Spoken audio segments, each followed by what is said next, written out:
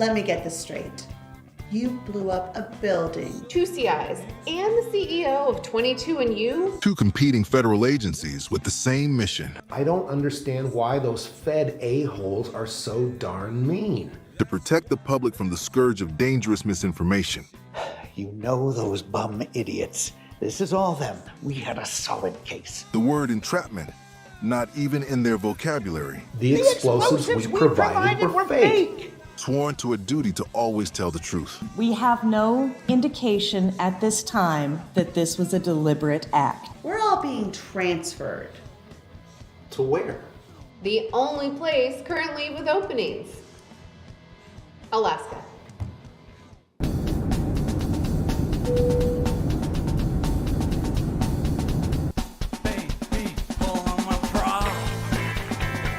Good morning.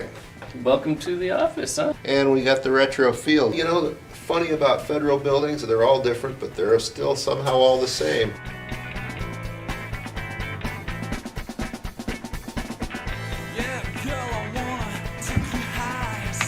Oh, good morning, Agent Walker. At the coffee station. We actually drew straws before he got here, and I won, so we get to work together. Let's get started. Let's see if we can't stir something up. Let's give it a minute. I like to warm up the truth muscles, a little coffee beforehand. Well, what do you want to do first? What do we have for a surveillance van? Oh, wow. I got a Ford Explorer. We don't have a surveillance van. Do you put many cases here? Cases? Yeah, cases. We're the tip of the spear when it comes to protecting American democracy. You really believe this? You really believe that people posting crap online is going to cause our country to crumble? I think the work that we do is important. We don't have a surveillance van. Me and some people got one. We've never needed one. We need a surveillance van. We need a big case or a CI who can lead us to a big case.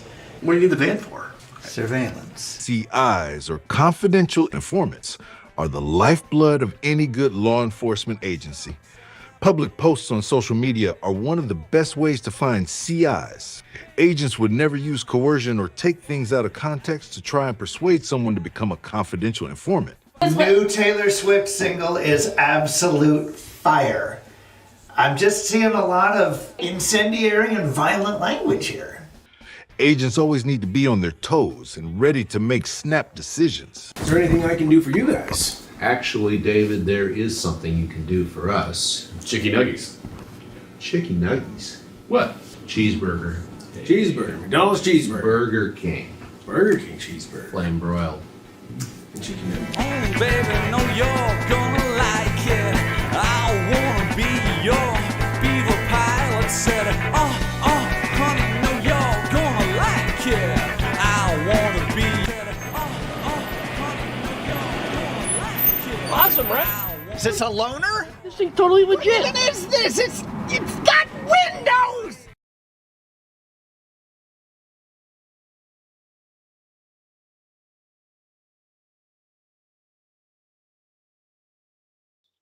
Oh my goodness. That always cracks me up. It's got windows.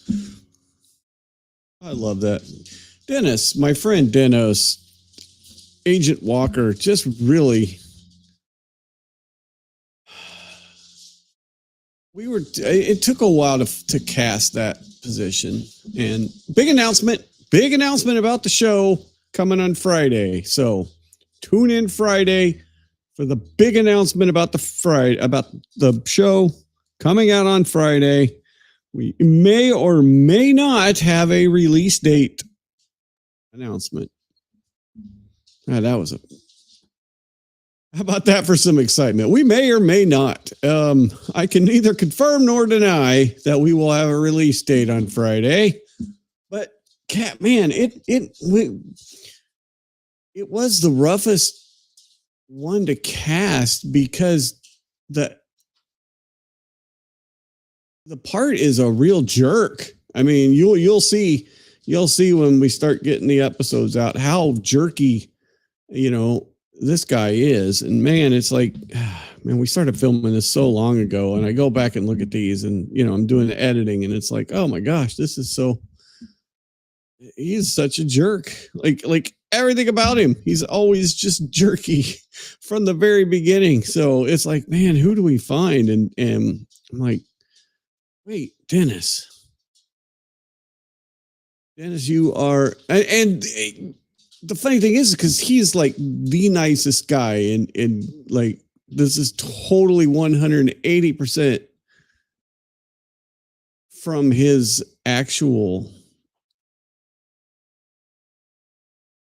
life, or how he is. His actual being is not a complete jerk like Agent Walker is, but man, he plays it off so well. The It's Got Windows, and that scene right there where It's Got Windows is like that's gonna be like one of the last scenes we filmed for the couple episode pilot that I'm putting together. And he kind of gets it pushed right back on him there in that scene. So when we get that out, it'll be kind of funny because he kind of gets it's always with him, it's always somebody else, right? He's the best guy. Hey, Agent Walker is the best. Everybody else is inferior to him. Everybody else is trying to, do him wrong. So it's oh wow. This is looking at my phone here. I got to show you this. And we'll let Michael, this should be done hopefully by this weekend or by Friday. We'll have this as well. And it is Michael's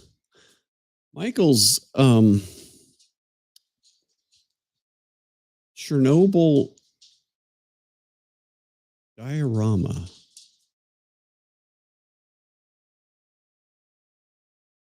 Michael is making a Chernobyl diorama because he's been watching the HBO special on Chernobyl. And he feels like this is a good thing to do, is to make a Chernobyl diorama. Because what else do you do besides make a Chernobyl diorama with your free time? So this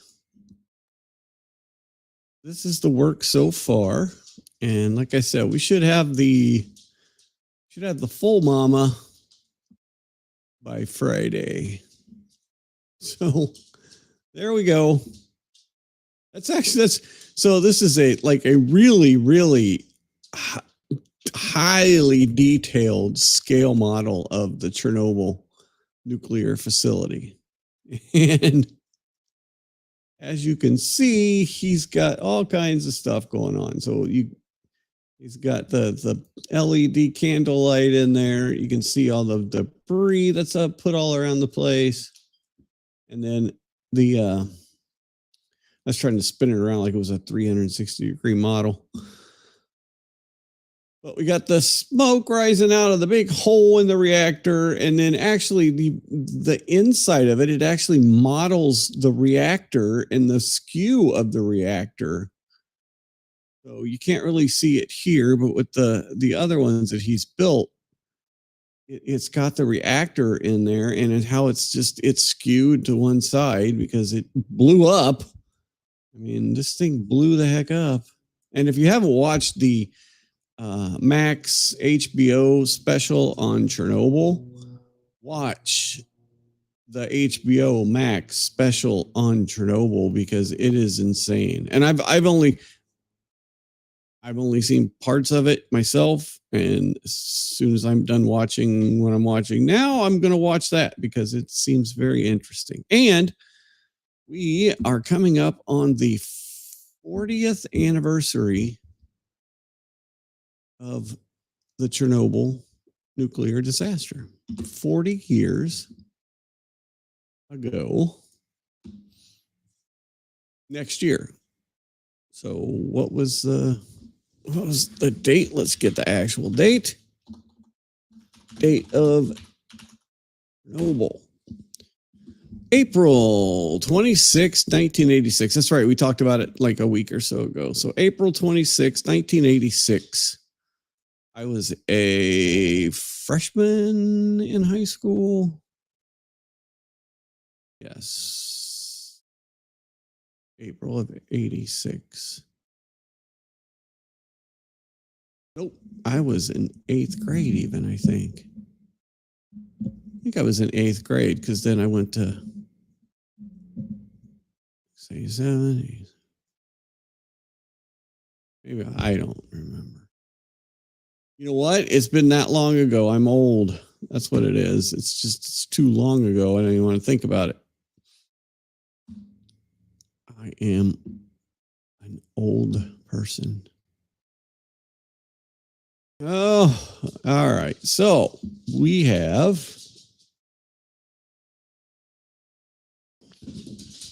like I said, we have a big announcement Friday at the show. Hang on one second.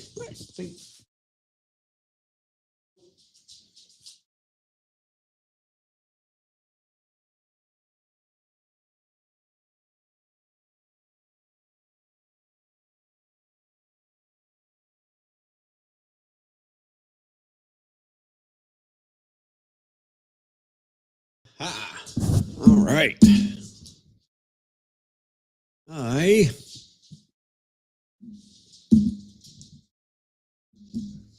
don't even remember what I was going to say. I lost my complete train of thought there.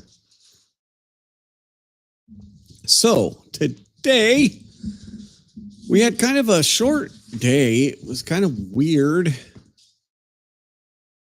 Every day in this trial is weird though. So I'm not going to put much into that. But we did have kind of a truncated day. But we did have the finishing touches on Mr. Burgess. Now hey, I don't know where. Let's go to our X. And I'm trying to figure out where. Oh, sounds like mom's home. She dealt with oh man. Oh my God. Oh, yes. Oh, that's right. I wanted to look at that. Oh, before we get into the trial. Okay. Yes, before we get into that, let's look at what the hell Reed Timmer is a storm chaser. He is a tornado chaser. He's not just a storm chaser. That dude is a tornado chaser. Some of these guys go out and they chase, they're storm chasers and they take pictures from 5 miles away. No, this guy has got his own, let's take a look at his truck.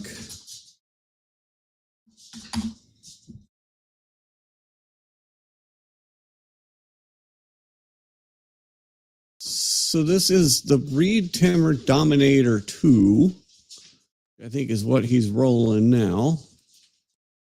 At least that's what it says here. Tornado. Oh, Dominator 3. Oh my gosh, we're up to 3. Let's see what Dominator 3 looks like. And there we go. We have Dominator 3. Which is this crazy looking thing, but it's I guess the wind just kind of rolls. Well, maybe not so much. I don't know what damage is there, but so he posts this video today. Violent tornado spins Dominator 3 360 degrees. Oh, thank you. Damn it. I hit the share button, but I didn't hit the share button. I'm such a dork. Thank you. This is Dominator 3 right here. That's the Dominator vehicle that he has put together. It's got wings. It's got all kinds of crazy accessories. And it's, it's like a pickup truck, right? It's a pickup truck frame. So this was what he posted today. Violent tornado spins Dominator 3 360 degrees, 200 mile per hour winds. So here we have a tornado in the distance, right? You can see it's that's a mile or so away, I'd say, maybe half a mile. I mean, it's oh yeah, no, I follow him too. Yep. Oh, I guess I didn't follow him on this account. This is my Northland account, so I better follow him here too. Oh, thank you. F350 frame. Yep. Away or half a mile away. It's a field. All right. Then it's getting a little closer, right? So it's kind of coming towards them. You can see it ripping up the field there. I mean, that's getting closer. You can hear it. Yep. Yeah, through the trees. There it is. And it seems like it picked up a little bit of, I don't know if it's just because of the getting closer of the frame. I'm not sure, but it seemed to pick up some velocity there. So now you can see the debris too. You can see the debris very, very clearly. And that's kind of this is kind of a zoomed out, this is the widest, it feels like, or a pretty wide frame picture. So you can see it's getting closer. It's just this field right here away. And you got debris really close. Yeah, no, it's right, because you can see, yeah, that's what I noticed too when I watched this the first time, and I was wondering if it was just me, is that it seemed like there were different vortexes that formed within the larger vortex. Like it was spinning up little vortexes within there, and then when it finally hit them, it freaking, but watch coming up here. So we've got this here, and they're getting closer. I mean, it's coming kind of catty corner from her. It's kind of, it's not running parallel with them. It's kind of on an intercept course. So we got more debris. I think this goofy guy's got his window rolled down. I know he's got his window up. Yeah, the window's up there. Okay. I thought earlier he had his window down, but all right. Now this is intense right here. This is intense. Going across, seeing it taking out the transformers. I mean, it is just taking out those power lines. It is taking out all of the protective devices. Now, what is that? Oh, it's debris. Watch this debris get in the line right here and then fault the line right there. So that is a, oh, cool. All right. Excellent. I will grab that. We'll look at that next. So this is the definition of a fault. When your electricity goes out, especially in a storm, a lot of times we'll do a little electricity lesson because that's what I do.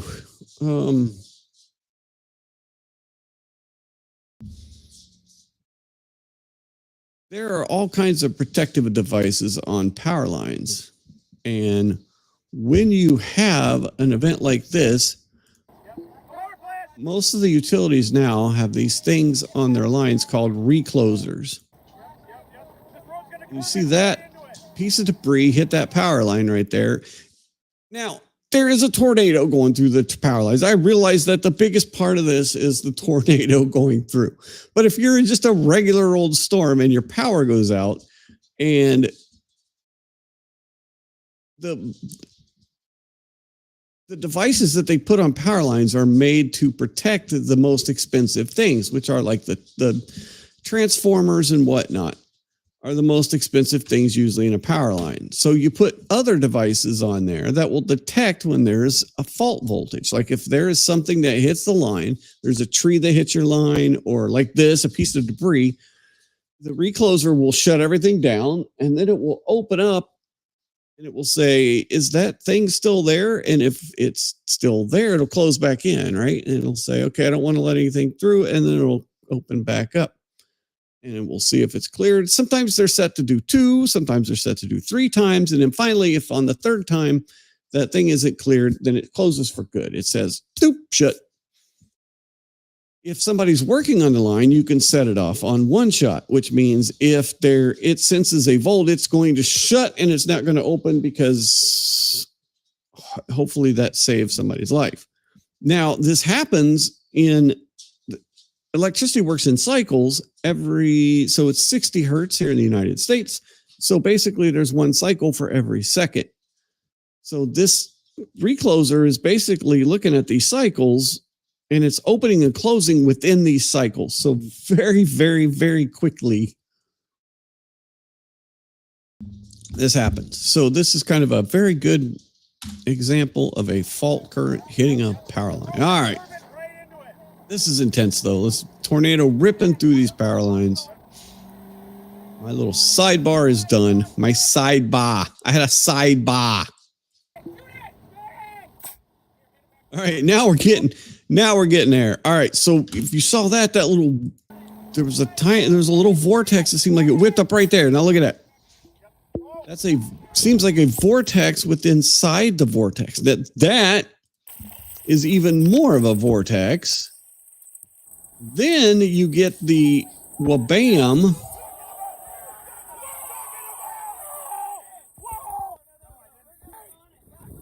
And now they're sitting, I guess, the other way. Or they basically got picked up and spun around. But you can see that, like, the tornado's over there. And then the tornado's like right there. And then this vortex right here whips up.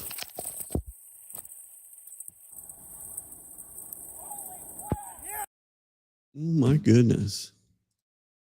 All right, let me find that. Oh, wow. Okay. So this was the view of Brad Arnold. Let's go ahead and share this one. Flashes, multi-vortex. Oh my goodness. Debris falling from the sky right here. Multi-vortex right in front of you. Oh my God. Oh my God, please no. Stop, don't drive. Flashes. Wow. So that, yeah, you can, holy moly. Debris falling that from is the sky insane. Right here. Multi-vortex right in front of you. Oh my God. Oh my God, please no. Stop, don't drive. Wow. So that was 2 different vortex. Holy moly. Yeah, these guys, I mean, can you imagine? Oh, that scream. Yeah, that scream. Let's.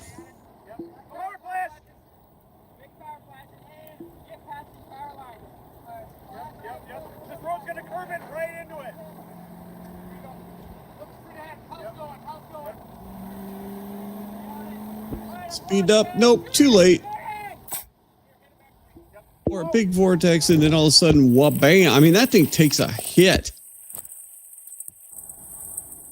And then gets...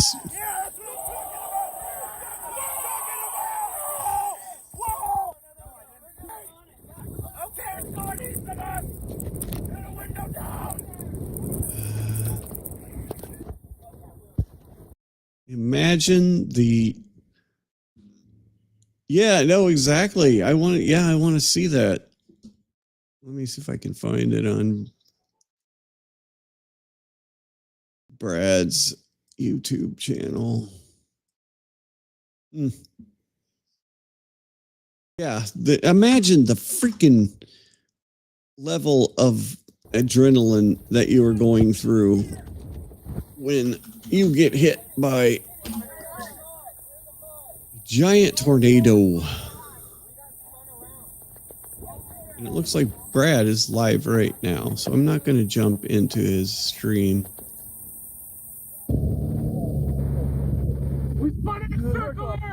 Yeah, I don't want to. I don't want to.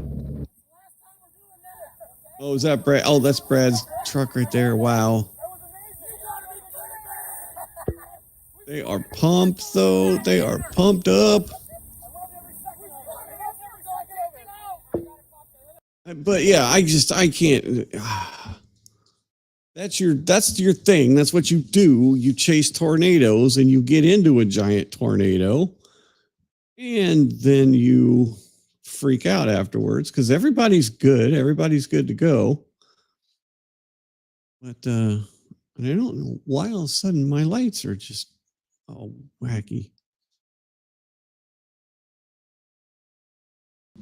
I don't know what's happening. Always something around here with these damn things, isn't it? There we go. I guess I'll just turn the exposure down a little bit. Turn the brightness down a little bit. There we go. Do I look all right? Yeah. Meh. Yeah. What an I mean, that is just insanity. It is. It's the adrenaline. I mean, that's why, that's one of the reasons why these guys do this. It's for this. It's for the chase of it, the adrenaline of it.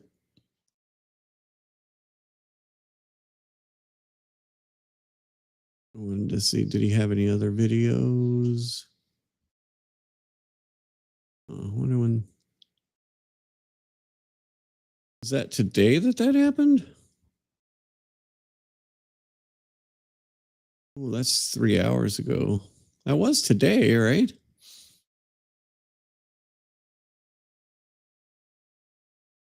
Yeah, 2 hours ago. Oh, okay.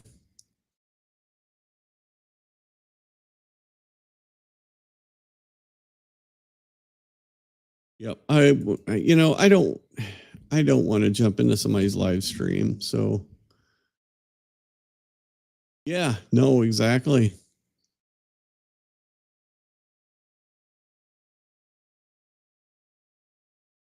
Now everything got darker again. Maybe that was, it's the sun. You know what it is? It's the sun. It was out. That giant ball of burning stuff in the sky was out. Can you imagine that? So it was peeking through the curtains. I got the curtains closed, at least the first two, but it was just, everything brightened up. Why would it brighten up? Because the sun's out. Yeah, 2 hours. So that is insanity. I'm gonna have to just.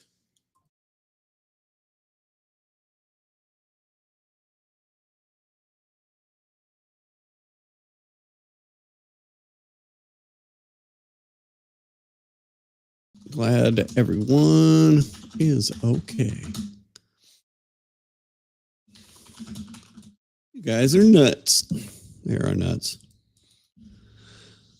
That's nutty. That's nutty time. Oh my goodness. Oh, all right.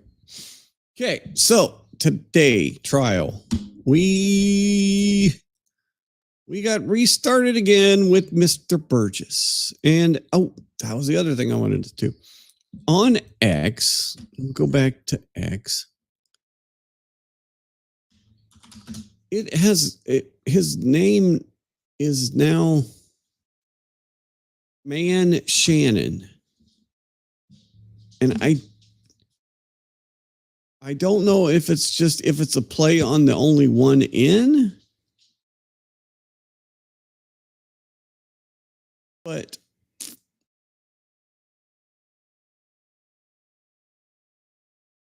he has picked up this nickname on X as Man Shannon. And like, I think it started with Turtle Boy. I think Turtle Boy was the one that said it. Oh yeah, we should. Yeah, we can do that. We can look at it. Cool. 9 hour, 22 minutes. Let me write that down. 9:22. So everybody on X that's talking about this case is talking about Man Shannon. And I mean, trials, okay? You never, ever see a prosecution expert get twisted into a knot on pervasive misrepresentations about their academic credentials, which, by the way, are not even consistent with each other. The inconsistency. If you're going to, yeah, exactly. If you're going to be an expert, you really have to. You have to be beyond reproach, and you can't have this stuff. Man Shannon. But I don't know where Man Shannon came from. I wonder if Grok can tell us. Let's see. Let's ask Grok. All right. Because I got to know, because it's been bugging me. Shannon Burgess, expert who testified in the Karen Reed trial, has a nickname on X of Man Shannon. Who started that, and what is the reason for it? I kind of figured it was Turtle Boy because I think I saw him doing it first. But let's just see. And that's what I figured. I figured it was something that came from Turtle Boy. Nickname appears to have originated from post from X, with one of the earliest mentioned by user Political Willie on May 19th, 2025. He used it in a post questioning Burgess's credentials, specifically inciting inconsistencies in his claimed degree and graduation date. Man Shannon seems to be satirical or mocking reference, likely stemming from skepticism about his expertise and professional background. Okay, so this is one of the earliest. This guy, Political Willie.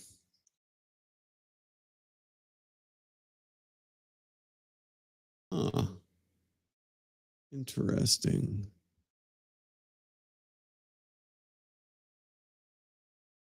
Yeah, that was just yesterday. I mean, it picked up steam like crazy. It picked up, and it's just every post about him is this Man Shannon, these little baby things are so cute. It's AI and it's weird and it creeps me out, but they're kind of funny too. So Man Shannon. Anyway, Man Shannon. So what did Man Shannon do today? So when you're an expert, your credentials are something that you really should look at. And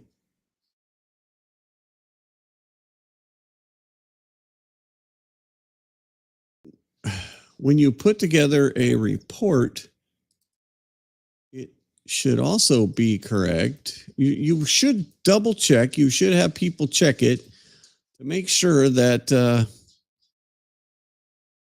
I went too far.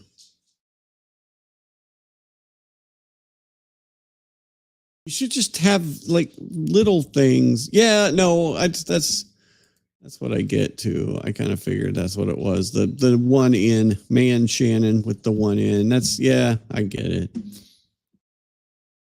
So if you're going to be an expert, you need to have good credentials, and then you really need to just double check everything about what you're presenting. So this was very early in testimony this morning.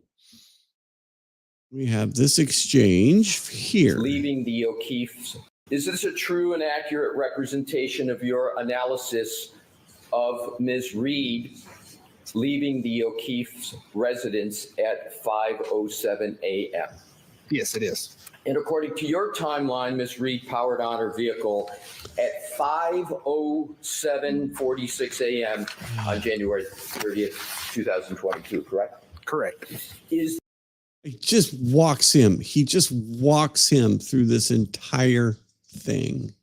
the time on this slide I'm going to accurate speed it up. down to the second, as you stated in your direct examination yesterday? Yes, according to the. Is it accurate down to the second? Okay. If we could go, Mr. Woke, to slide 34, please. And these are all your slides, correct, sir? Correct, they You are. prepared them? Yes. Is slide 34 a true and accurate representation of your analysis of Ms. Reed traveling to the Dighton residence at 12:25:01 a.m.? I'm sorry, 12:25:01 p.m.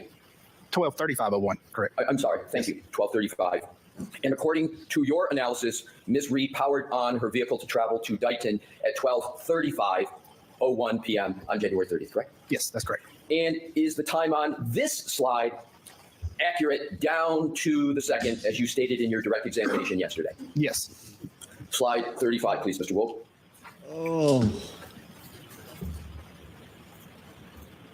Just walk him. Just keep walking him.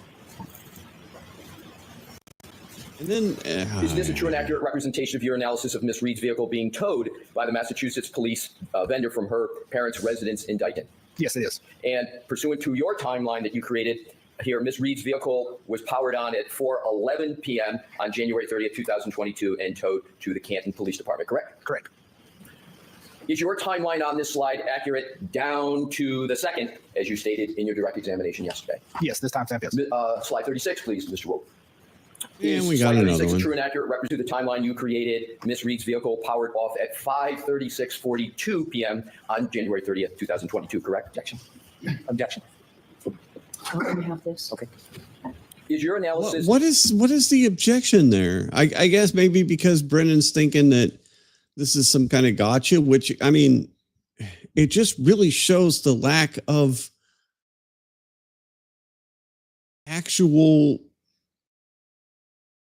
consistency and getting things wrong like this freaking date. Down to, excuse me, is your analysis on slide 36 accurate down to the second, as you stated in your direct examination yesterday? Yes, according to the Lexus, yes. According to the Lexus. Yes. In point of fact, Mr. Burgess, Look at him get quiet. none of the 5 timelines that we just reviewed from your presentation are accurate at all, and certainly not down to the second. Am I right or am I wrong? You are wrong. You are wrong. You are wrong. Are you aware? And if we could go back to the first slide, which is slide 32, and we'll look at each of them quickly. Sure. Are you aware that all of the relevant events in the timeline you described in your presentation in these slides actually occurred on January 29th, 2022, not January 30th, 2022? Do you know that? This is January 30th, 2022. That's January 29th, correct. It's January 29th, 2022. You put January 30th on all of those? I didn't even notice. 30th. I want to go back. And make sure it's very, very clear. In your presentation, they actually.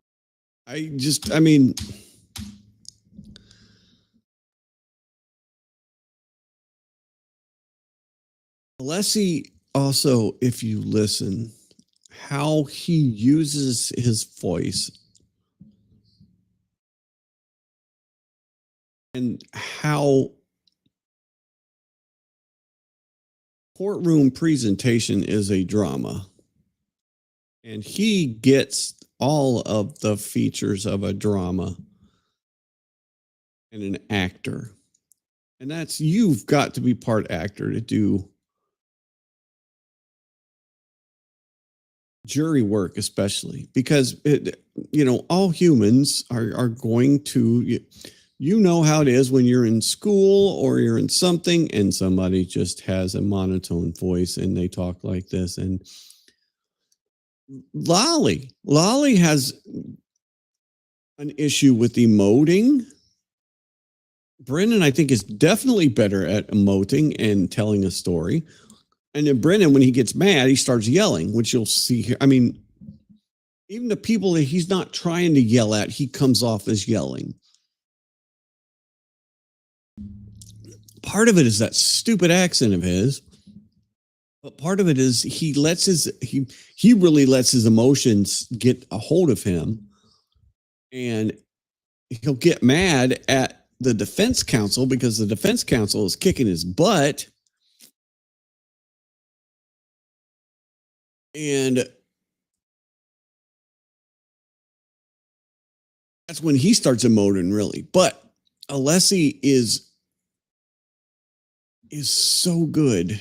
Yeah, it is. Part of it's fake. Part of it is fake, but part of it is him getting frustrated and then taking it. And a lot of people don't like confrontation. They don't like that aggressive tone. And so you're going to turn off a lot of people with that tone, even if your goal is not, even if you're not mad at the person you're talking to, but when you're like pounding them with the facts, like he did with the medical examiner stuff. I've thought about this a couple times. I would love in the closing, and I've seen a couple people comment on this too, but I thought about it in the closing. If they say, and Mr. Brennan even told you that the medical examiner that did the autopsy on John O'Keefe heard about all of these statements that these people supposedly made, and she still, with all of that information, could not come up with a cause or a manner of death. So, jury, that gives you reasonable doubt as well to come up with a manner of death. I think they should spin that angry rant about, did you know that Jen McCabe said she said I hit him. Did you know that this firefighter said that she said I hit him? Use that, take that and push it right back on him. Push it right back on the fact that he got so angry and started yelling. Use that against him. So Alessi does it so much better, so much more. And just listen to this. In point of fact, direct examination yesterday. Yes, according to the No, nice, straight, even voice yes, right according here. to the Lexus. Yes. In point of fact, Mr. Burgess, Look at him get quiet. none of the 5 timelines that we just reviewed from your presentation are accurate at all, and certainly not down to the second. Am I right or am I wrong? You are wrong. So he sets this up. If you listen to his voice and his nature of how he's talking, he sets this up. He actually brings it down a little bit. This is crazy good. He is heightening the moment, right? He is leading into this moment. And so he's like, it's almost like he's trying to pull the tension out of this moment when he's going to spring this. In these slides actually occurred on January 20th. Sorry, I went which back is slide there. 32. And we'll look at, am I right or am I wrong? In point of fact, Mr. Burgess, Look at him get quiet. none of the 5 timelines that we just reviewed from your Bring presentation it down. Bring it are down. accurate at all, and certainly not down to the second. Am I right? And then he's got the bite on, he feels it, and he's setting the hook right here. Or am I wrong? You are wrong. Are you aware, and if we could go back to the first slide, which is Bring it up slide a little bit. 32, and we'll look at each of them quickly. Sure. Are you aware that Now bringing it up. all of the relevant events in the timeline you described in your presentation in these slides actually occurred on January 29th, 2022, not January 30th, Bam. 2022. Right Do you there. know that?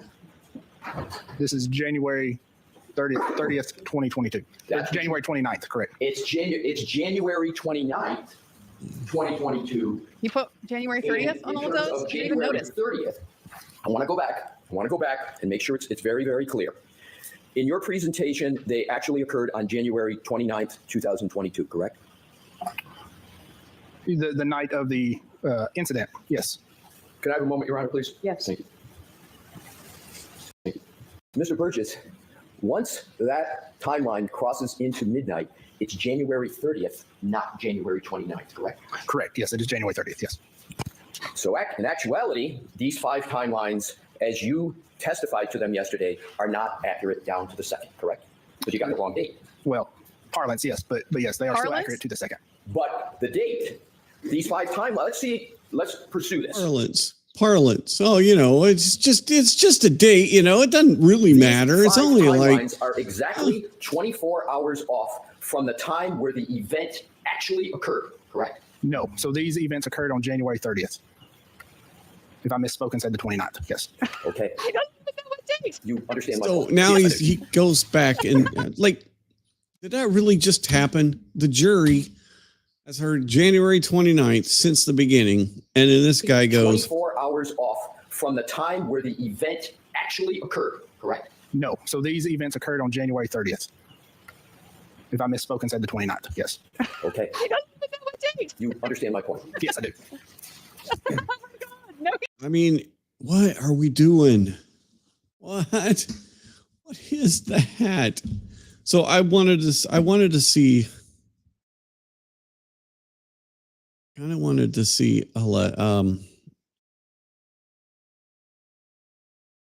Emily's reaction.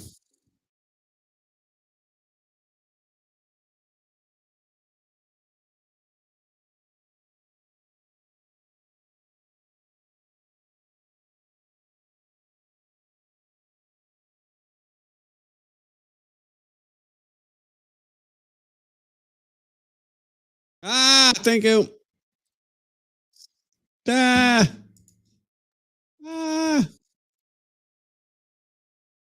I'm just going crazy. Yep. To reconcile time discrepancy.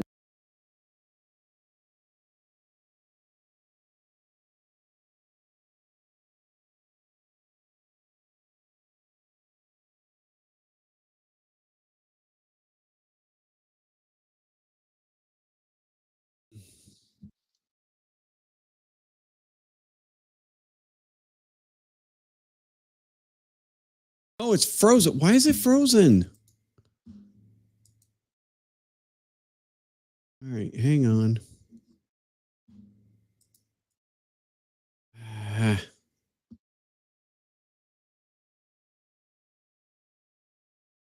All right, that's the one I want. Is it playing? Down to the second, Yay. as you stated in your direct examination yesterday. Yes, according to the Lexus, yes. According to the Lexus. All right. And took away my transcript. Did the Lexus have the date wrong? In point of fact, Mr. Burgess, none of those are the 5 timelines that we just reviewed from your presentation are accurate at all, and certainly not down to the second. Am I right or am I wrong? You are wrong. Are you aware? Sir, how did you not see the trap? It's almost worse that you didn't see the trap. Yeah, exactly. The chat feels trapped. Back to the first. All of the chat feels like they're being cross-examined now. Who said great googly moogly? 32. Yes. And we'll look at each of them quickly. Actually occurred on January 29th, 2022, not January 30th, 2022. Do you know that? This is January 30th, 2022. That's January 29th, correct. It's January. This is twice he does it in this encounter. It's January 29th, 2022. And in terms of January 30th, I want to go back. I want to go back and make sure it's very, very. The night of the incident, yes. Can I have a moment, Your Honor, please? Yeah. He thinks it was before midnight on the 29th. It seems to me. It seems to me he thinks it was exactly the night of the. He thinks it was. It seems he thinks it was overnight, the 29th to the 30th, not overnight, the 28th to the 29th. We're now just getting It's to right the here. lack of attention to detail.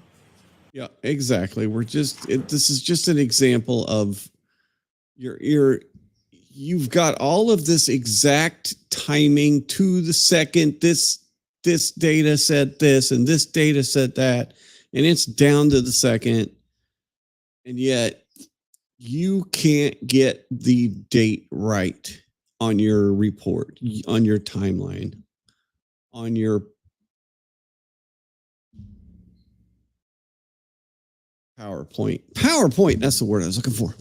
You can't get the tiniest of details correct on your PowerPoint, but yet you can tell us that you are accurate down to a second on this other data, but you can't get the date that this stuff happened, right? Or you can't tell folks where what degree you have or don't have, or you can't, I mean, it's so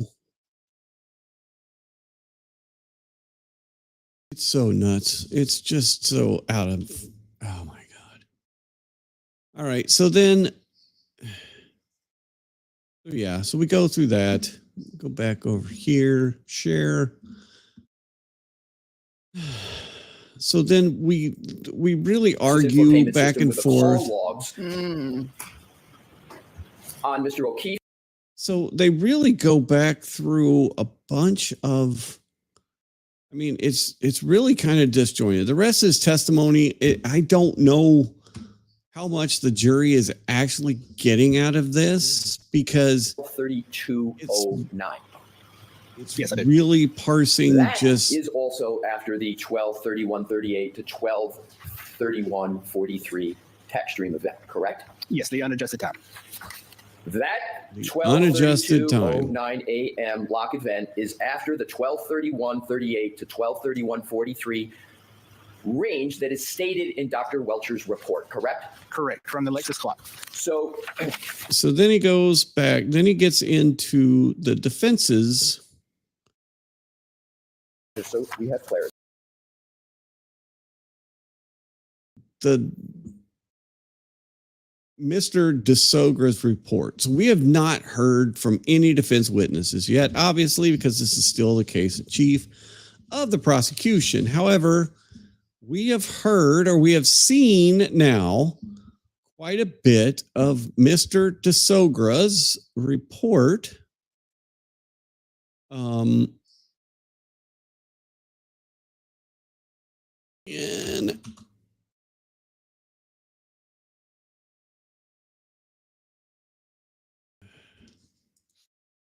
we've seen a lot of the report from the defense expert.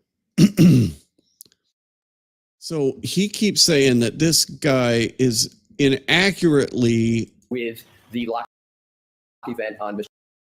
So they bring up some of the report from Mr. DeSogra and how he's taking the data that was provided by this guy and showing how it's wrong, right? That's basically what he is going to do on the stand. He's going to show how this guy has no idea what he's talking about. And that's going to be his testimony, that this guy made this stuff up, right? And so they put up on the screen of some events, and they're actually looking at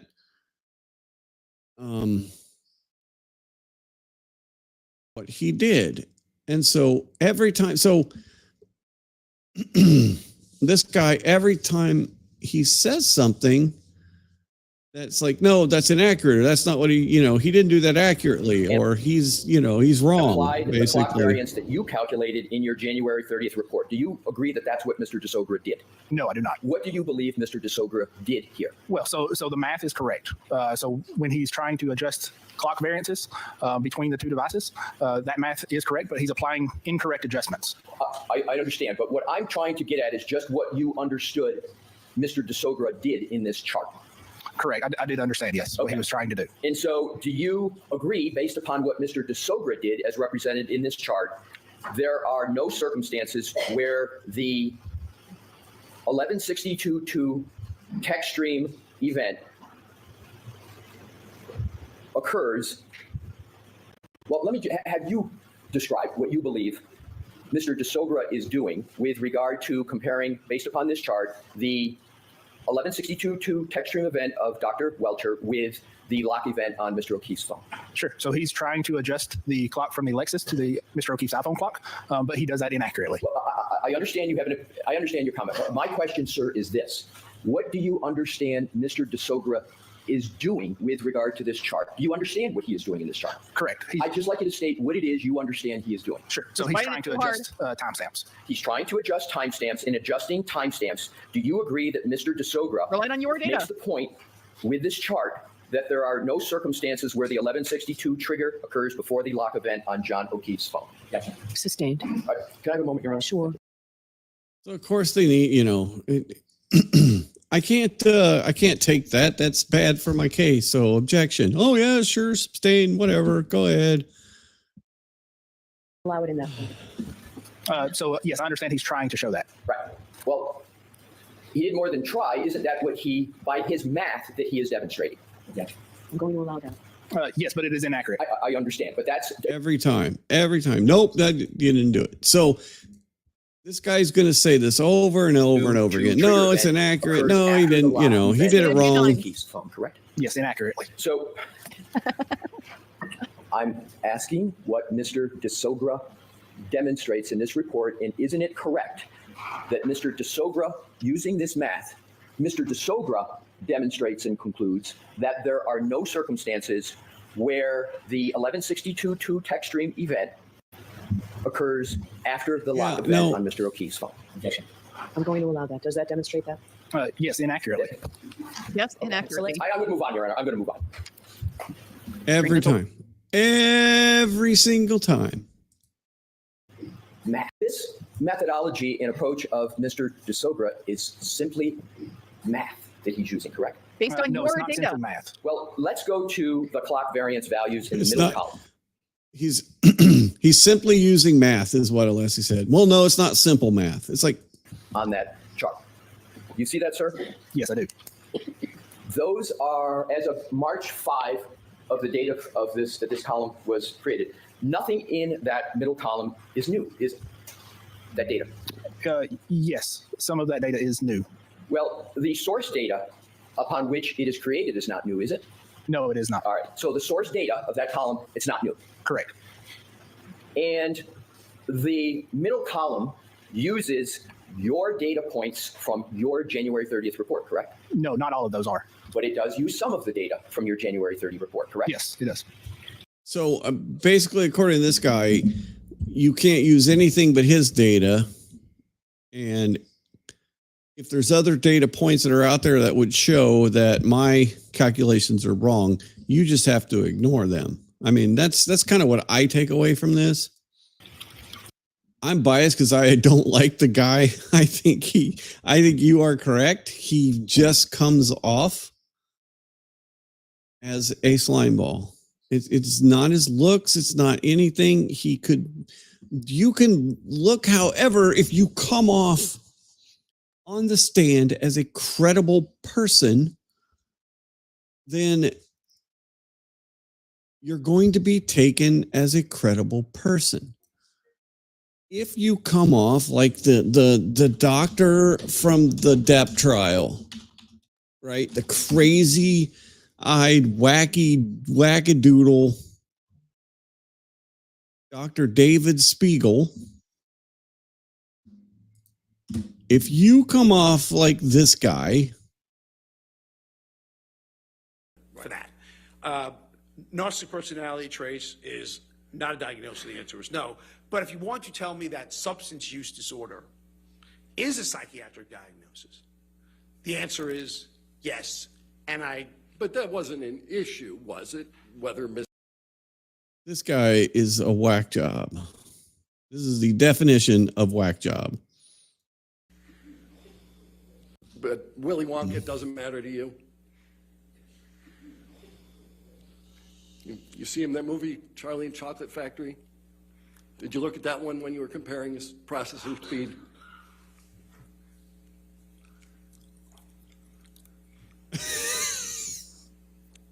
This is. Do I have to answer that question, Your Honor? You have to answer questions. Yes, sir. No, you'll be happy to know I didn't see Willy Wonka I didn't see 21 Jump Street when it happened or whatever it was about. No, I did not. if you come off like this dude, the jury is not going to find you credible. They're just not. And that's, I mean, obviously he doesn't, he doesn't do the weird lip things. He doesn't do anything, but he just comes off as,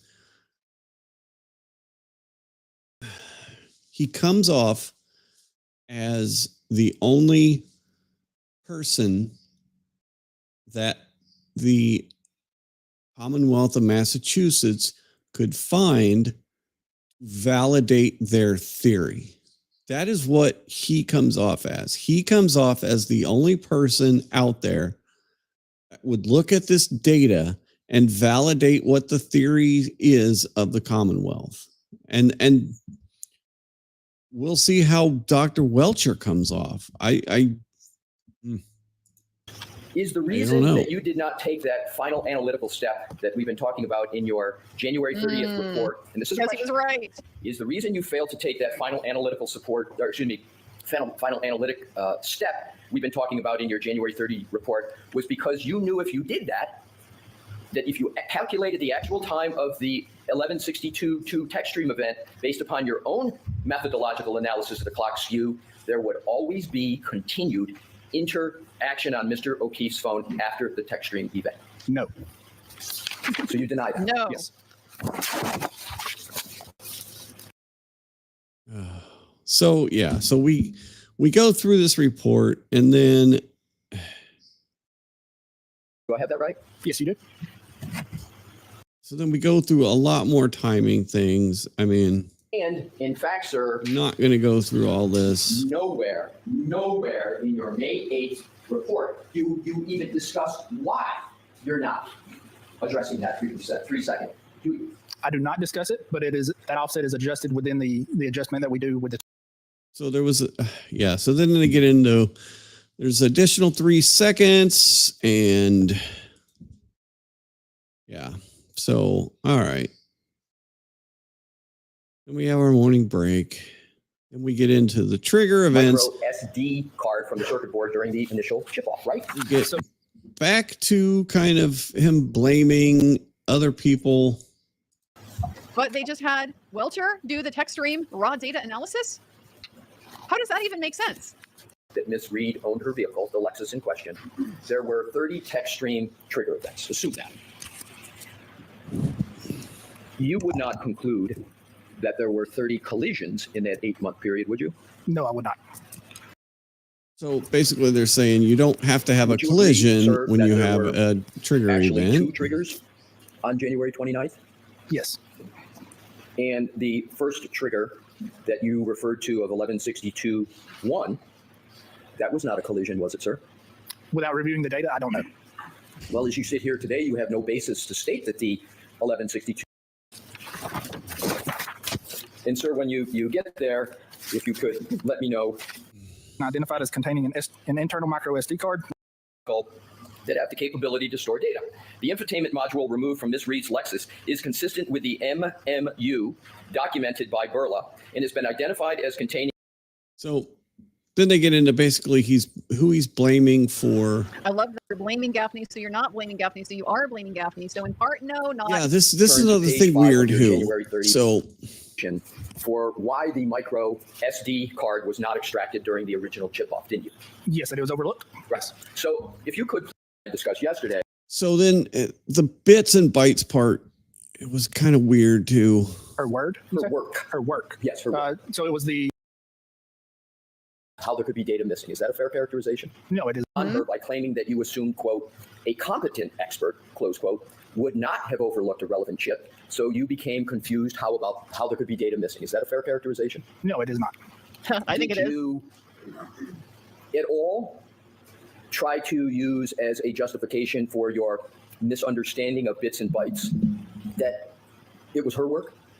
Her word? Her work. Her work. Yes, her work. So it was the overlooking of the SD card. Yes. Right. So you did try to lay at her footsteps. Part of the reason why you misinterpreted the bits and bytes that we discussed yesterday. Is that correct? No, that is not correct. Okay. So you would agree then that the bits and bytes misinterpretation. Oh, he just said no. I didn't blame her for it. I did not even. It was. He basically said no. I didn't blame her. That you and I discussed yesterday had nothing to do with the work of Ms. Gaffney, correct? So in part, but that was my mistake. Yes. In part, yes, but it was my mistake. All right. I'm trying to understand which is it. Is it Ms. Gaffney's work had some part in your misinterpretation of bits and bytes, or her work had no part in your misinterpretation of bits and bytes? Some part. So you do attempt to lay some blame on Ms. Gaffney for your misinterpretation of bits and bytes, correct? No, I'm not trying to blame anyone.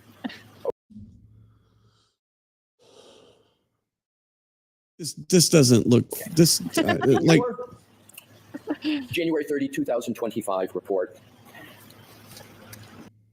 Was it her fault? In part. So you're trying to lay some of the blame on her? No. What are you? What? Come on, man. Are you consistent with your criticism of Ms. Gaffney? As I recall, yeah, I believe so, yes. In fact, you yourself provided the explanation for why the micro SD card was not extracted during the original chip off, didn't you? Yes, and it was overlooked. Right. So if you could please turn to page 5 of your January 30, 2025, proceed with questions. Okay. So you do attribute to Ms. Gaffney in your report some responsibility for this is the slime ball part. Like he's just during the original chip. He's just talking like what is he even saying? He's blaming her or he's not blaming her? Yes. So let's go to page 5 of your report, sir. I don't have it exactly, but I want to quote it. Your Honor, may I have a moment to get the exact quote? Sure. Thank you. I love that. Okay. After blaming Gaffney, so you're not blaming Gaffney, so you are. She's partially responsible, but no, I'm not trying to blame her. And he just went, okay. Okay, like you would say to a kindergartner who's insisting on something unreasonable that they're not going to get. Okay, kiddo. Yep. Pat, pat, pat. It's the paragraph beginning when examining vehicle systems. I did, yes, I see it. And do you see the at? Is it the very far right of that paragraph? Yes. So it says, at the time of the incident, Burla, and Burla is what? Can you read? Burla is a company that offers and develops forensic hardware and software for vehicle modules. Right. So at the time of the incident, Burla did not offer support for the infotainment and telematics modules removed from the Lexus, but it since released updated software indicating similar modules are supported via in-vehicle acquisition. According to Burla, currently, there are 2 known and documented modules within the vehicle that have the capability to store data.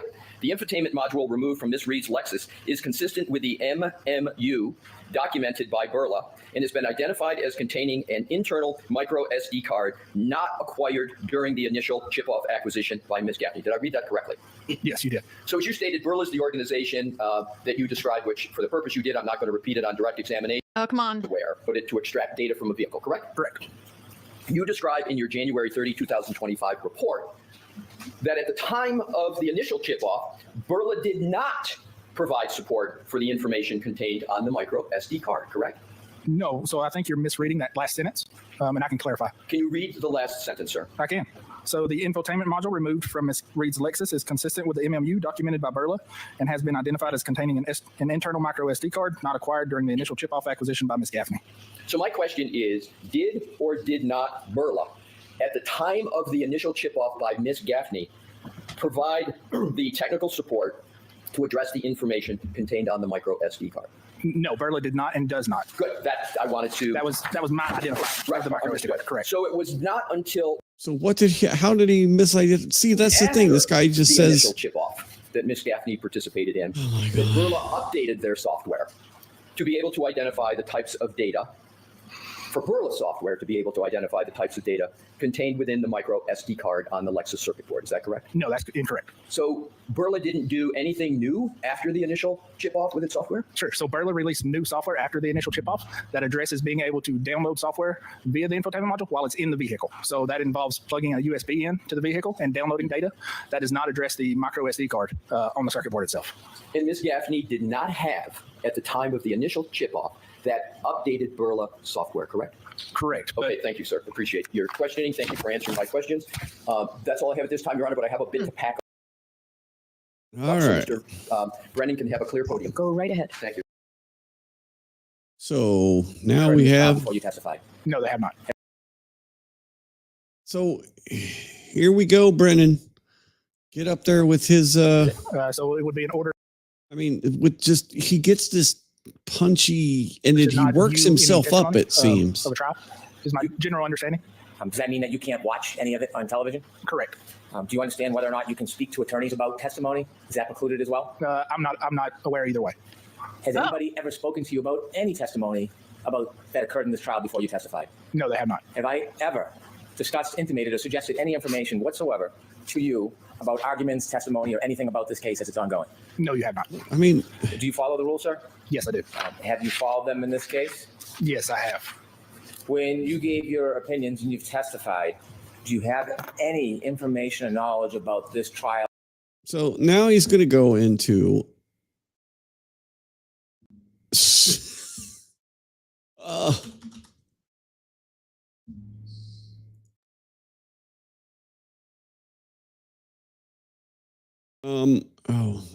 Let's see. Gosh darn it.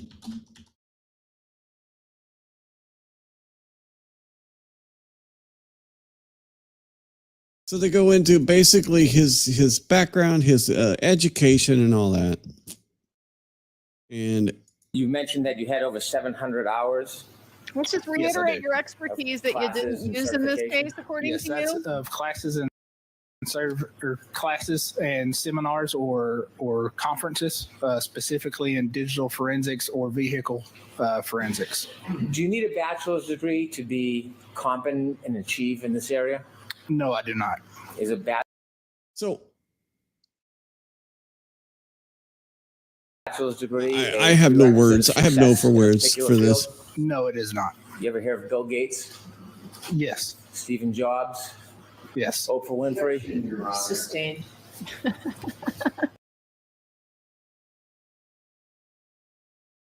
Brennan just compared Shanon to Bill Gates, Stephen Jobs, and Oprah Winfrey. I don't think the jury is going to say, oh, yes, I was wondering who this dipshit sitting on the stand lying to me the whole time. God, I'm just thinking, who does this remind me of? Bill Gates, of course. God, I'm so dumb. This guy is the next Bill Gates, or he's the next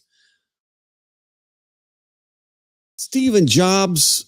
Hopefully he's not the next Oprah, but we live in 2025, so God only knows. Oh, cool. Woo. All right. I will check that out in a moment.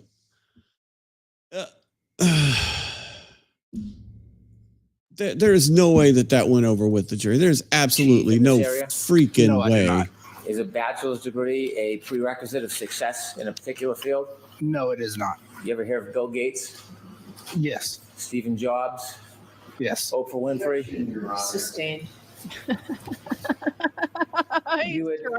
He's trying. Become engaged in this case in October 2024, given the physical property. No, I had. I mean, what is that? What? Oh my God. Yes, I did. Tonight, after I'm done here, Oprah and Steve Jobs and Bill And Gates do are you going to go remember on the. if that was around October 10th, 2024? That's going to go on the damn that thing. sounds familiar. Yes. Hearing the So objection. then they have objections. Right. When you wrote that a week later, at that point, had you realized your mistake? Objection, Your Honor. Sustained. Why did you? Can we approach, please? Yeah, he's being repeatedly improper, and he knows Mm-hmm. the objections don't cure it, so he needs to be admonished to stop doing that. He understands that that's the rules.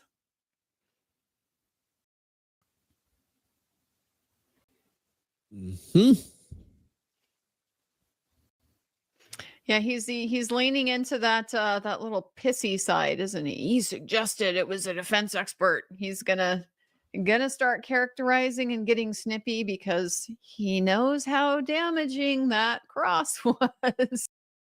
He also knows how damaging the actual defense expert is going to be when he is able to get up on the stand and defend his work, for one thing, because now his work has been drugged through the mud, right? He's inaccurate. He doesn't know what he's talking about. He's not using simple math. He's, and so we get Lexus with the iPhone. But what he does is takes a lot of methods or data points that are not applicable to the time that we're interested in.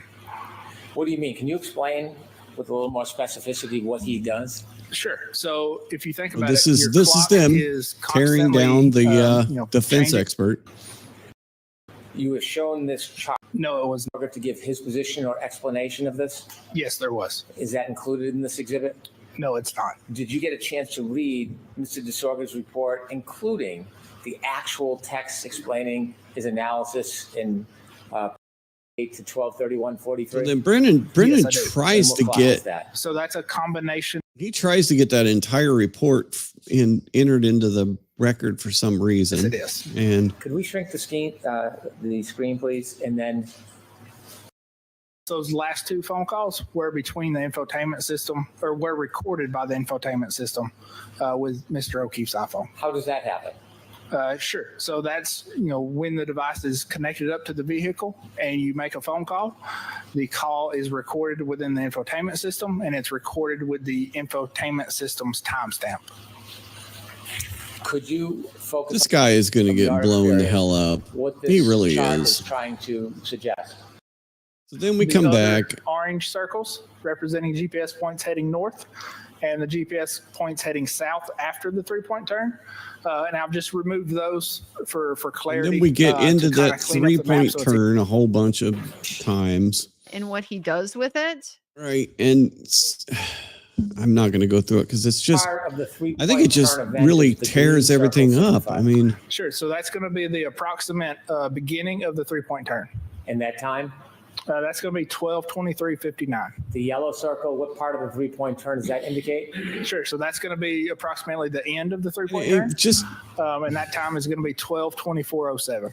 Is there any correlation between the times? And I think this stuff about the 3-point turn too is going to get blown up on Cross. I do. I think when the defense experts get up there, I think they're going to be able to make more sense than this guy did for the jury. Because, I mean, this is not even follow. You can't even really follow it, right? So, but Alessi did go through all of these points. He went through every single point. He made his points on his original cross. So then we come back and we have a recross of Mr. Burgess. Versus Graphic Packaging International LLC. Are you familiar with that case? So then they're asking about a case. And is it correct that in that case, well, tell me how you are participating in that case, sir. So I'm no longer participating in that case. So if I believe correctly, that would have been a accident reconstruction case from, I don't recall, a year or two ago.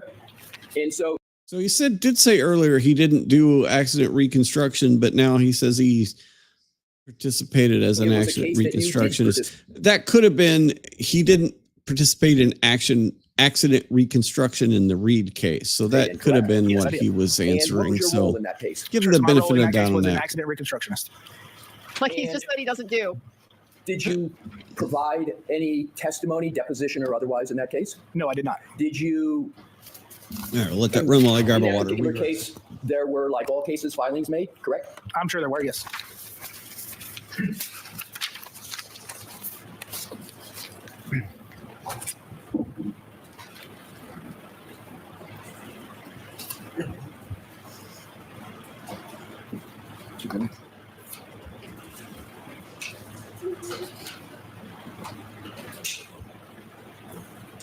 Face is looking a little hot again, isn't it? A little warm creeping up into those little cheeks.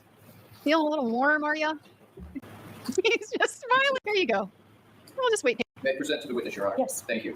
Mr. Burgess, I am showing you a document which has been marked as Exhibit EEE for identification. EEE. And I ask that you take a look at it, sir. Your Honor, may I remain here? Sure, as Thank long you. as you stand back a little bit. Exactly, yes. Thank you, Your Honor. I'll take you farther.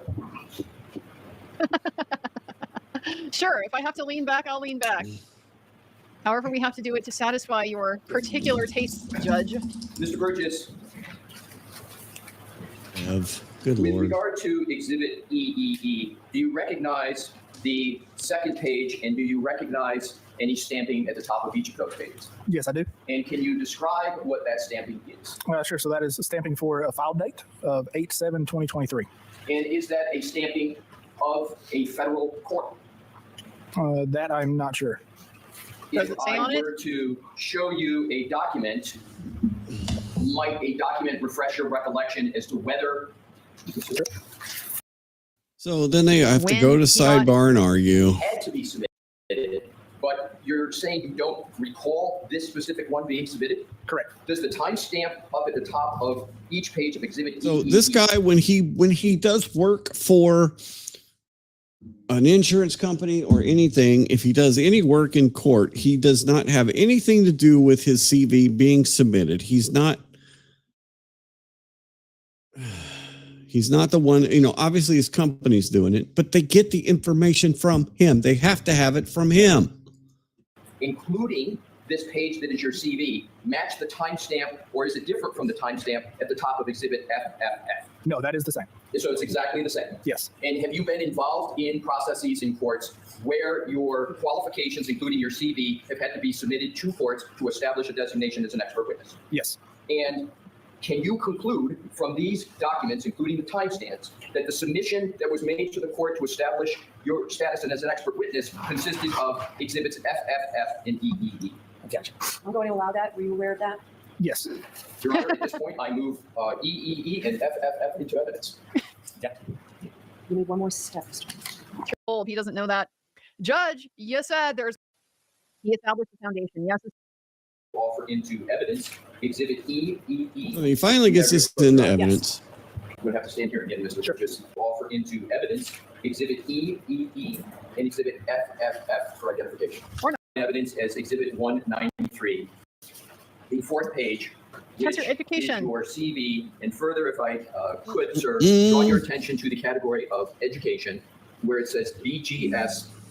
Is it correct that there you state Bachelor of General Science in Mathematics and Business Administration, University of Alabama - Birmingham, Alabama, comma 2024? Did I read that correctly? You did read that correctly. And this was filed in 2023. Understood. So what he's saying is, this says 2024, so I'm expecting to get my degree in 2024. But he never actually gets his degree in 2024. So we don't even know how many credits he was signed up for in 2023 to be able to graduate in 2024. And then, so, I mean, this guy's just a liar. I'd like to publish a document that is all. And sir, if you, Mr. Wolk, if you could just enlarge, all we need is the. Did you even get this associate? Stated your educational background in a court. Do you recall that question asked of you? Yes, I did. And your answer was no, correct, sir? Correct. So let's look at this document, which we've just gone through, was filed in federal court in the United States District Court, Eastern District of Texas, Marshall Division, which is a federal court. And attached to it is your CV of General Science in Mathematics and Business Administration, University of Alabama, Birmingham, Alabama, 2024. You see that, sir? I do, yes. Now, you stated And now what I'd like to do is is there any qualification whatsoever in that line, that reference after University of Alabama - Birmingham, Alabama, correct? Yes, that's correct. Let's go back, please, to Exhibit 193. Let's just compare and contrast. There is no currently pursuing there, is there, sir? There is not, but that was filed in 2023, so that would be an expected graduation date. Correct? Correct. Now let's go back Expected to what you graduation filed date. in what was filed in federal court in that case. And it does not have the words currently pursuing, correct? It does not. So the reader, so it doesn't have that. Was it your verbiage, correct? intent? Correct. So isn't it Just leave it there. You can leave it there, the Leslie. correct answer that you did file a document, your CV, in this federal court case that misstates the status of a Bachelor of Science in Mathematics and Business Administration? Objection. Sustained. Excuse me. I'll cover it. You know how to put currently pursuing on anything to do with a Bachelor of Science, correct? Correct. Going through this, just A Bachelor BGS stands for a Bachelor of General Studies. What is clear in that document about the definition of that acronym? That is a known acronym. that is a known acronym. I have never heard of a BGS, but yeah, Let's go back maybe. to Bachelor of General Science. Is an error. Clearly, BGS. Offered degree at the offered degree. A Bachelor of General Science in Mathematics and Business Administration does not exist as an offered degree at the University of Alabama, Birmingham, does it? Sure. So that is an error. Clearly, BGS stands for Bachelor's of General Studies, and that should have a with minor in Mathematics and Business Administration. What is clear? So why everything that we've seen from this guy, everything that we've seen says Bachelor's of General Science. It has been repeated on multiple documents, not general studies. Oh, that's an error. It should say, then why is it on your LinkedIn? Why is it on multiple documents? Why are we seeing it over and over and over again in different places, Bachelor of General Science? I want to see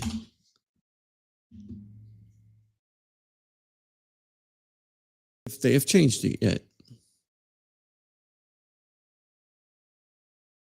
Let's go check out Aperture. Because he's done. He's not on the stand anymore. Okay, Shannon Burgess. Education. BS, Mathematics and Business Administration. It is still on the website. Download the CV. Bachelor of General Science in Mathematics and Business Administration, University of Alabama, Birmingham, Alabama, 2022. Do you think that Aperture, a forensic company that has forensic experts testify in court, made this up? Do you think they made this up? Is there any doubt in anyone's mind that they just came up with this date, with this Bachelor of General Science, right? Not Bachelor of General Studies, but Bachelor of General Science. So he's trying to make it out like he's getting a BS, which I doubt there is a BS in General Studies.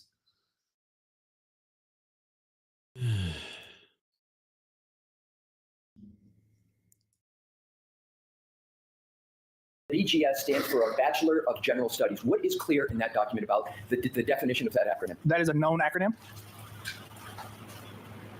Let's go back to It's a known acronym, but I said General Science, not General Studies.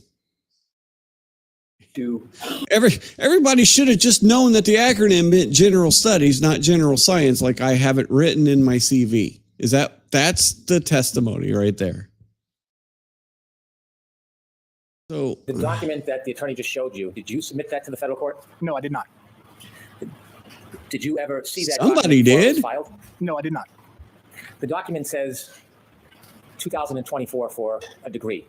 Is there a presumption whether you had it or expected it if that document was filed in 2000 didn't complete your degree in 2024 as you expected? Did you then change your There goes CV? Brennan. Yes, I did. To accurately Yelling. reflect the change in your status? But not the degree you're pursuing. Change it to? currently pursuing. Why didn't you finish your degree in 2024? Sure. So, No, I'm going to allow it. as most people can probably relate, work, family, and life many times get in the way. So, as a personal objective, I would like to finish my bachelor's, but again, work and life gets in the way. Did you Okay. ever represent to a court that you had a degree that you didn't earn? No, I have not. He asked you a number of questions about this 2023 filing, but didn't ask you any questions about the data. Does your opinion regarding the data change in any way in light of his questions about a 2023 filing that you didn't file and someone filed on your behalf? The objection is sustained. I'm going to strike that question. No further questions. Yeah, he's not going to be able to get back. He wanted to go back into the data. No grave Like, concerns come there. Even on. everybody knows it's improper before he's even finished it. They all do. But no grave concerns about that. All right. So then we get these stupid clips. Whatever. I'm not worried about the damn clips. We'll see if they do it. If anybody else cares about the clips. So we get Miss Christina Haley. Christina Hanley to stand. Christina Hanley. She is the Lally bumper gets to sprinkles. just, keep on dumping the stuff that's not particularly helpful to the Commonwealth. Could you please introduce yourself to the jury, spelling your last? So speak up, please.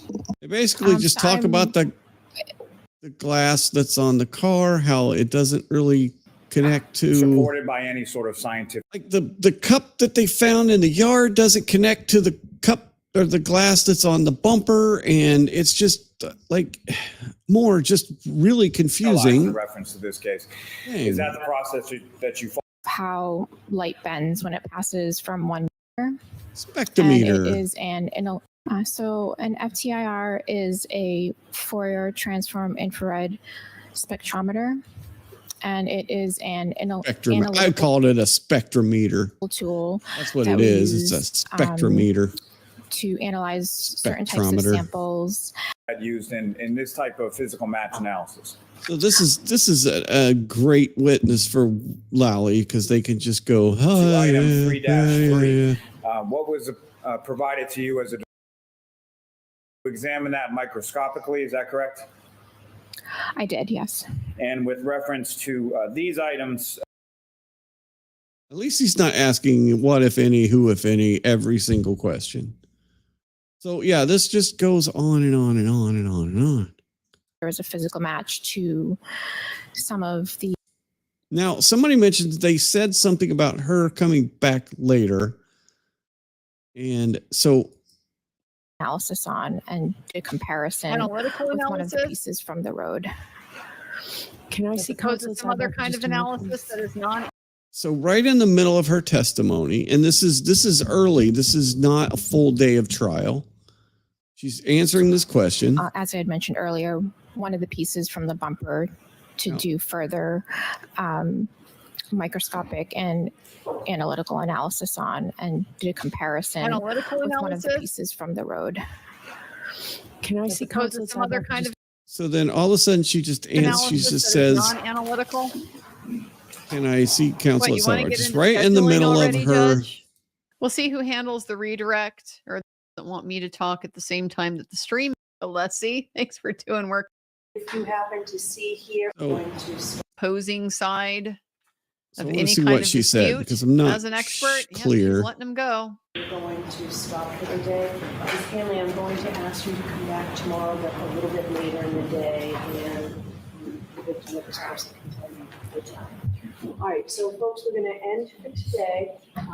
Please do not discuss this case.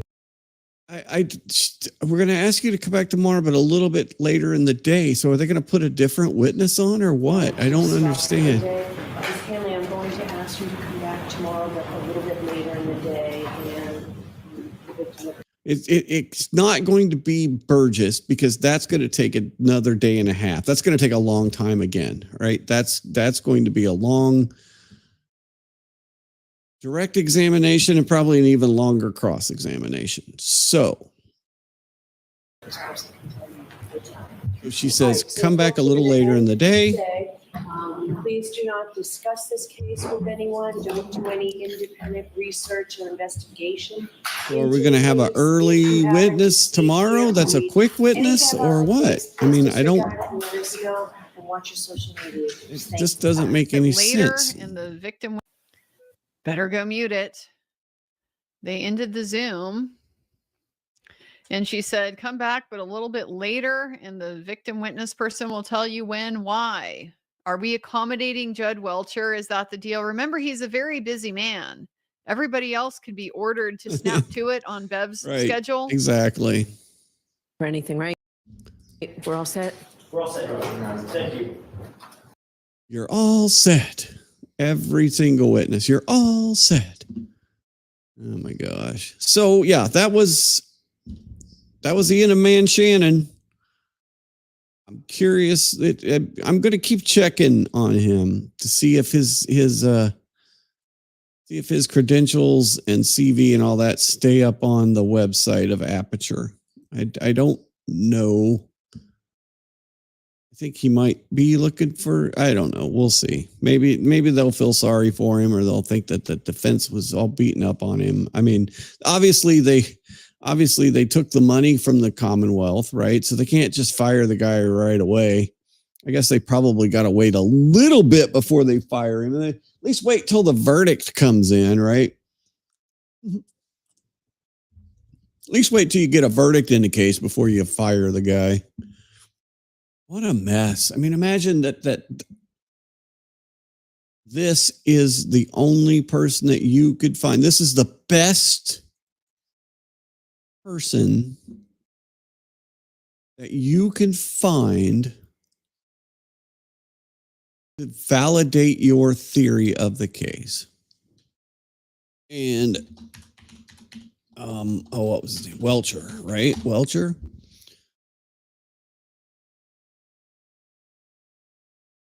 Welcher is an executive vice president of Aperture.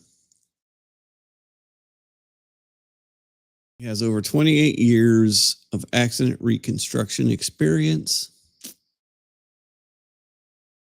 Masters of Science. So he's got a master's. So he does not have a PhD, I'm guessing. Seems like he's maybe has a master's in mechanical engineering from California Polytechnic University, San Luis Obispo. Okay, and a Master of Science in Biomedical Engineering from the University of Southern California. Oh, his bachelor is in mechanical engineering and his master's is in biomedical engineering. Okay. So he will be testifying about how John got hit by the car, I guess, and why he didn't break any bones, or why and he's an executive vice president of the company. So he better have his ducks in a row, because he's the one that's going to go up against ARCA, right? The ARCA witnesses, which not only have their original opinions, they have dozens of experiments and 10 demonstrations. And oh my gosh, I can't believe that they did all that. Well, they did it because you decided that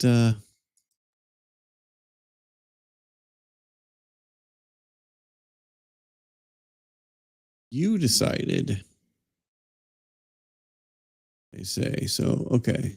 Do not want notifications. All right, here. Well, that's so, yeah. So we'll be back tomorrow. We'll see what kind of craziness we get tomorrow. Who is the surprise witness in the morning? Is there a case in the morning? What are we doing? I don't know. They don't know. Nobody knows. But this is more footage from the Dominator 3. Let's see. Turn up the volume. All right, I'm launching. Shoot it. Shooting. Here, head it back to me. Yep. Oh yeah, yeah. This is a different view. Oh my goodness. Wow. Holy crap. Yeah, let's roll. Holy cow. You're in danger. Holy crap. You're in danger. We spun around. We got it.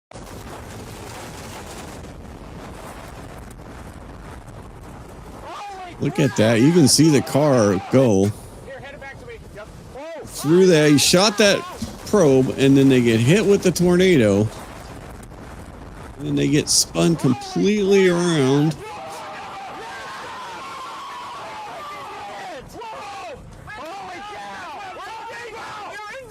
Holy crap! We're in danger! We spun around! We got it! Dude, did you stop recording? No, we're recording. It wasn't recording when Keep on it! Okay, northeast of us!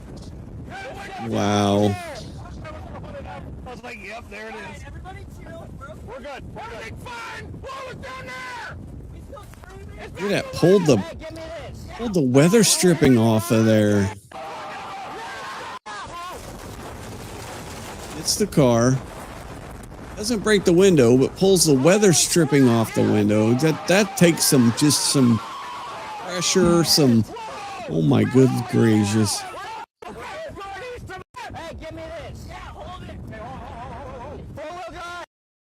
Look at that. Crazy. That's so crazy. That is so crazy.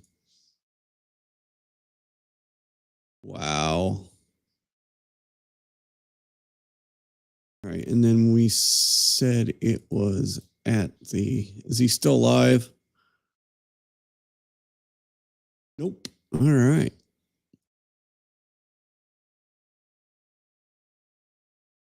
Nine hours and 32 minutes, I think you said, right? 9:22. So let's go 9:22. Oh, this is only 7 hours. Ah. What? All right, well, let's see if we can find it.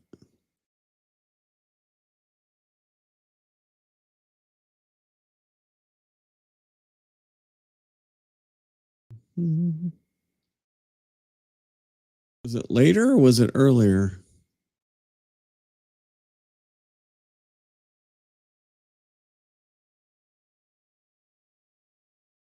Had to have been later, right? Now it's dark.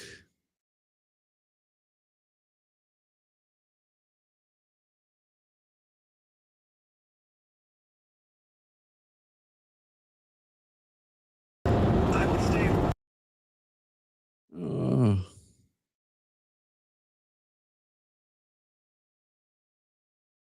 It's back in the rain. Okay, we got it. We've got it. Okay. Yeah, let's go ahead and alternate between cameras. I need to There it is. the radar because I got Debris There it is. falling from the sky right here. Multi-vortex right in front of me. Oh my god. Oh my god, please no. Stop, don't drive. God, you're gonna drive right into it. It's coming down right in front of me. Do not drive, man.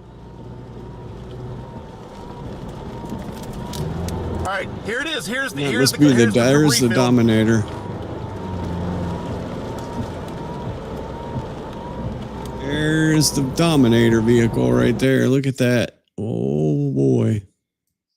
I went back way too far. There it is. Right, so that's after he. Wow. Do not drive. So he's a little bit back God, you're gonna behind drive. that. God, please. But you can see. Debris falling from the sky right here. Multi-vortex. Debris falling from the sky right here. Power flashes. Multi-vortex. Yeah, so where did it? Okay, so. Power We get the flashes. timing right. There's the power flashes. Multi-vortex. Goes multi-vortex. Debris falling from the sky right here. Multi-vortex. There, right in front of me. okay, Oh my God. right there. See where that Vortex. same Multi-vortex. multi-vortex, and then watch. Debris Watch falling this. from the sky right here. Right there, it just zoomed up. That was the zoom up. That was where they fired the thing. Stop! Don't drive! Wow. You can just see that thing spin up right there. Right there. Oh my God! Wow. Oh my God, that's the one that got him. Stop, that's the don't one drive. that got the Dominator. God, you're gonna drive right into it. It's coming. Amazing. What a catch. What a catch. What a chase. That is just insane. And then Do not drive, it kind of breaks up, but then you see. The debris field. Watch it.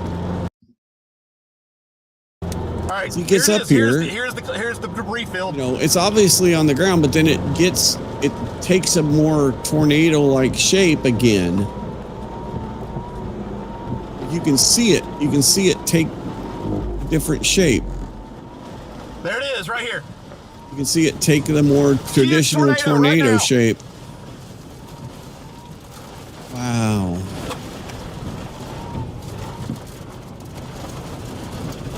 Unbelievable. That is just unbelievable. Whew. It's gonna hit those cars. Power flashes. Yeah. Crazy. You can see that one just spin up. Power flashes. Multi-vortex. Right there is one. Right there's a vortex. And then debris falling from the sky right here. like this is it. And then right there, that's the one that just whips up. Oh my God, please no. And then from this angle. I'm launching! Shoot it! Shooting! Here, head it back to me. Yep. Oh yeah! That is right when that second vortex whips up. On it! All right, I'm launching!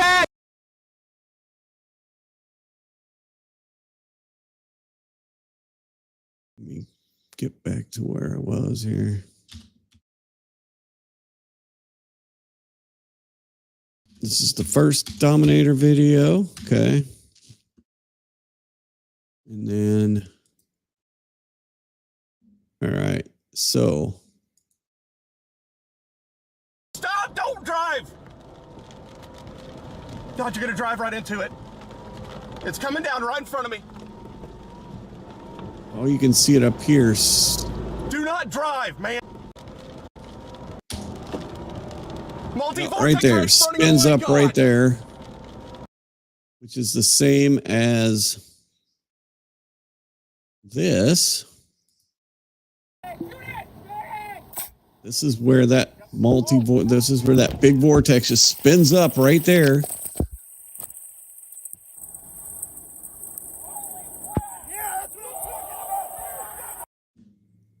And same one on this one. Shoot it! Shooting! Here, head it back to me. Yep. Oh yeah!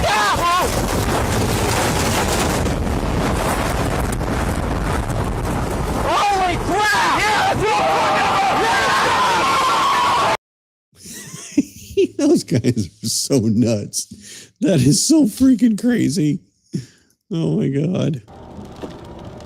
Multi-vortex right in front of me. Oh my God. Oh Yeah, my I don't think he did. It's coming down right in front of me. I don't think he realized that it was. I don't think he realized that was them up Do there. not drive, man. And then he gets up a little closer and realizes, oh, Here it is. Here's the debris field. Yeah, he's probably looking at a tornado. He probably doesn't even see these guys right now. Yeah, no, he sees them. He has to see them.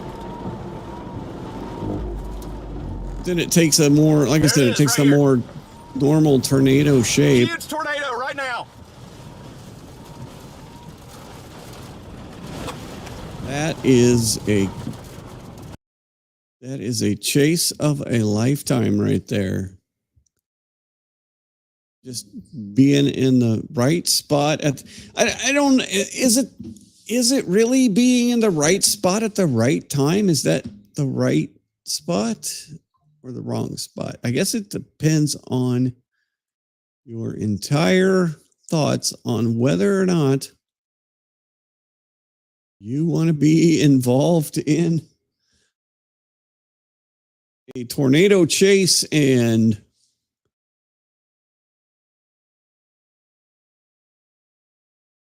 yeah, I don't know. I'm not a fan of tornadoes. I'm just not a fan of the tornado. Yeah. Oh yeah, no, I think he was focusing on it. And at that point, your brain's not functioning. It's really not. It's going crazy. Your whole body's going crazy at that point in time. So well, all right. I was thinking I would do a little shorter stream tonight, and I almost go 2 hours, but that's how it is because I enjoy doing this. So thank you very much for hanging out. I saw the numbers coming and going, and I appreciate everybody stopping by. And yeah, if you're out there, please subscribe. Just click the subscribe button, click the thumbs up button. It really helps if you're new to the channel. And yeah, we have some fun things upcoming. We have a big announcement on Friday. Part of the reason we have this channel is because of a show that I've written and talked a bunch of people into acting in it. And so, in fact, you'll see one of my little shorts introducing one of the characters in our show. I think let's do William Gray, Agent Gray from the Bureau Undermining Misinformation, if you can imagine what my show is about. But yes, please click the like and the subscribe button, and we will take a look and see what craziness we get to see tomorrow night. We'll recap the day's events in this crazy trial. There was a new filing today. Mark Randazza updated the filing on the federal case against the buffer zone. So we'll take a look at that tomorrow too. And maybe there'll be some action as far as the criminal trials. But that's a whole nother thing I'm not going to get into. Makes me angry. So anyway, all right. You guys have a wonderful night, and we will see you tomorrow. Introducing Agent William Gray from the Bureau Undermining Misinformation. When it comes to misinformation, Agent Gray knows what's at stake. We're the tip of the spear when it comes to protecting American democracy. We're the front line of defense against those who would see our country crumble.